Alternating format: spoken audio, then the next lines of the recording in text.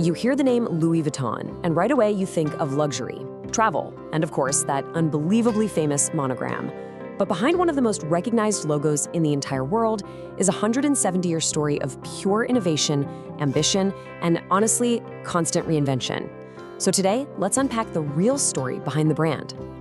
Right, you've seen it everywhere. The LV, the flowers, the four-pointed stars. It's on high streets, it's in high fashion. But what if I told you that pattern wasn't just born out of a desire for style? What if it came from a desperate fight against fakes, with surprising roots in 19th century Japanese design? Yeah, it's a story that starts not in some fancy design studio, but on a very, very long walk to Paris.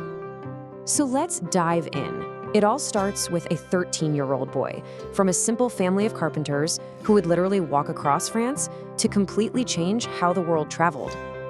Okay, so picture this. Louis Vuitton is born into a family of carpenters, but at just 13 years old, he runs away from home. He then spends the next 2 years walking to Paris, doing odd jobs just to get by. I mean, the grit is just incredible. Once he gets there, he becomes an apprentice to a master boxmaker, and he gets so good, so fast, that by 1853, he's the personal boxmaker for the Empress of France. Talk about a serious glow-up. So what was Vuitton's big idea? His stroke of genius? Well, he saw a problem nobody else was solving. Back then, trunks had rounded tops, right? Made sense to let the rain run off. But they were absolutely terrible for stacking on the new trains and steamships. Vuitton's idea in 1858 sounds simple, but it was a game changer, a flat-top trunk. He used this new, lightweight, airtight canvas, and all of a sudden, luggage was stackable, durable, and just perfect for the modern age of travel. But, and there's always a but, with great innovation came a huge problem: copycats. And this challenge, this is what would force the company to create a look that was as much about security as it was about style. You can basically see the entire war with fakes play out on this timeline. I mean, from the very beginning, they were fighting knockoffs. The original gray canvas, way too easy to copy. So, in 1872, they added stripes. Fakes followed. Then, in 1888, his son, Georges, introduces the damier checkerboard pattern, even sticking registered trademark right on the canvas. And still, the copiers just kept coming. This constant battle forced storages to create something truly, truly unique.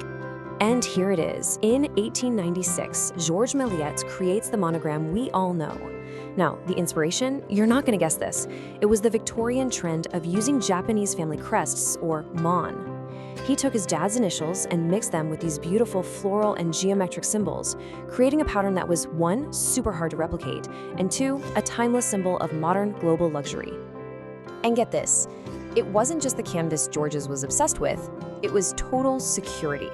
In 1890, he invented a brand new tumbler lock for his trunks and was so confident, so unbelievably sure of his design, that he publicly challenged the great escape artist Houdini to try and break out of one. Apparently, Houdini said no. Now that is some serious confidence in your product.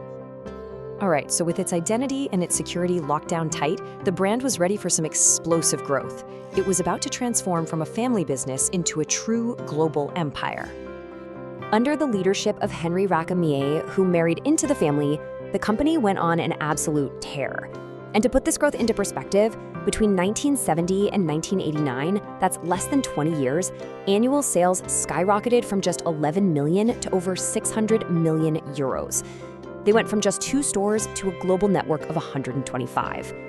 This was the moment Louis Vuitton became the international luxury powerhouse we know today. So 2 key moves really define the modern brand we see now. First, in 1987, you have this massive merger with the champagne and cognac makers Moet and Chandon and Hennessy. This created the luxury supergroup we now know as LVMH. Then, a decade later, another pivotal move, hiring Marc Jacobs as the first artistic director. His mission? Create the brand's first ever clothing line, which totally transformed Louis Vuitton from a luggage maker into a full-on fashion house. And all of that really set the stage for the 21st century, a period of just constant artistic reinvention, but also one that forced the brand to confront its past and navigate some very modern controversies. With Marc Jacobs leading the way, the collaboration floodgates just burst open, completely redefining what luxury could even be. I mean, think about Steven Sprouse's graffiti bags in 2001, or Takashi Murakami's multicolored monogram that basically defined an entire era. And later, the game-changing collab with streetwear giant Supreme. This wasn't just putting art on a bag. It was a fundamental shift in culture, for real.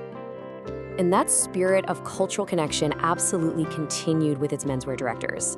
The appointment of Virgil Abloh in 2018 was a landmark moment. He became one of the first Black designers to lead a major European fashion house.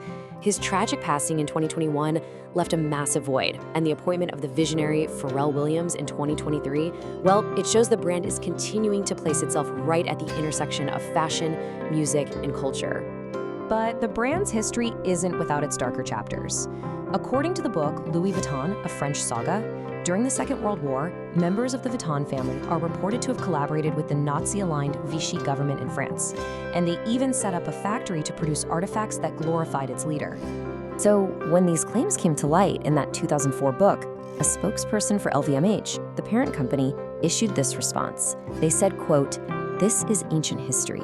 The book covers a period when it was family-run and long before it became part of LVMH. We are diverse, tolerant, and all the things a modern company should be." And these sorts of controversies continue right into the present day. A 2024 fashion show held in Barcelona's Parc Güell, which is a UNESCO World Heritage Site, sparked some major public protest.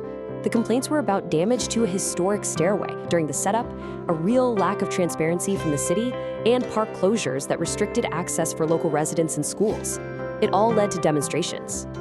So when you look at the whole picture, the story of Louis Vuitton is really this constant negotiation, honoring a legacy of craftsmanship while pushing the boundaries of what's next, all while navigating the complexities of its past and its present. It leaves you wondering, how does a 170-year-old brand continue to balance all of that and still stay on top of the world?